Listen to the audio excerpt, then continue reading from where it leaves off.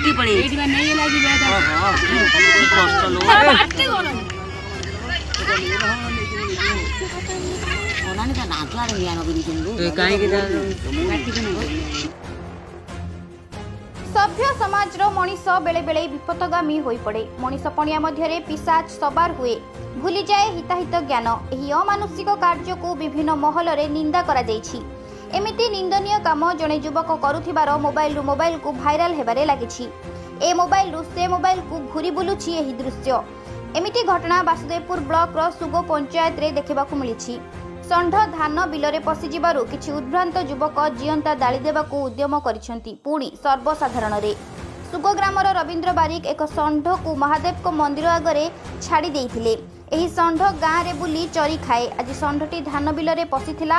एथिरे किछि उद्भ्रांत युवक षंढ को बांधी बाटरे चलाई चलाई नेई निया हुळा करी पछरे लगाइछंती, जहाकू साधारण रे ग्रहण योग्य नुह।